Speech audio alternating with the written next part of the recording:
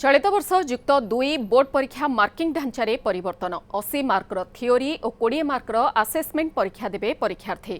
प्रथम थर पर बोर्ड परीक्षा रे आसेसमेंट परीक्षा देबे युक्त 2 छात्र छात्री 20 मार्कर देबे आसेसमेंट परीक्षा। उभय आसेसमेंट एवं थियोरी एग्जाम को मिसाई 100 मार्कर परीक्षा देबे। 100 रु 24 मार्क रखिले पास हेबे। पिलांकु बोर्ड परीक्षा चाप कमाइबा एवं भल नंबर स्कोर करिबा पई नेशनल ढांचारे परीक्षा करिबाकू उच्च माध्यमिक शिक्षा परिषदर निष्पत्ति। पूर्वरु मार्किंग ढांचा पई योग्य होइथिले मध्य पिलामाने बोर्ड रे भल नंबर रखि पारु नथिले। एणु पिलांको सुविधा पई नुआ ढांचारे चलित थर मार्क दियाजिबो। 80 मार्क रु 20 मार्कर प्रश्न रहिबो मल्टीपल चॉइस क्वेश्चन। सीएचएसई परीक्षा नियंत्रक प्रशांत परिडा ए संपर्क रे सूचना दैछन्ते। आमर जो इंटरनल असेसमेंट आम 20 मार्क रखी एथरक से इंटरनल असेसमेंट रे किसी पास मार्क नाही। तो पिला जेतिकी तार स्कोर करिवो तार 100% आम नबा।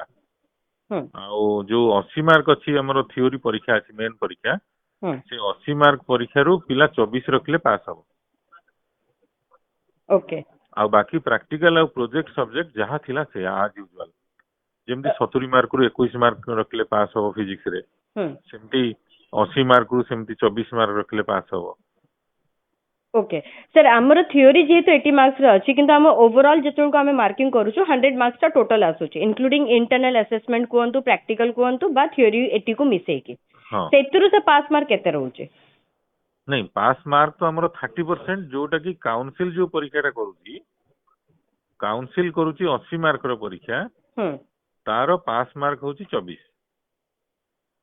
अच्छा केवल नॉन प्रैक्टिकल और नॉन प्रोजेक्ट सब्जेक्ट बाकी किंतु प्रैक्टिकल आउ प्रोजेक्ट जो मानकर जहाँ थिला इनिशियली सेया ही एग्जिस्ट करूची। जेमति कि गोटे एग्जांपल हम दबा फिजिक्स रे 70 मार्क परीक्षा होतला 21 मार्क रखले पास करथला पिलाटा सेटा सेमति अछि से 21 मार्क रखले पास करिवो। सर 100 मार्क रु केते ताले पास मार्क ता बाहर अछि? बर्तमान से 24 मार्क बाहर पास मार्क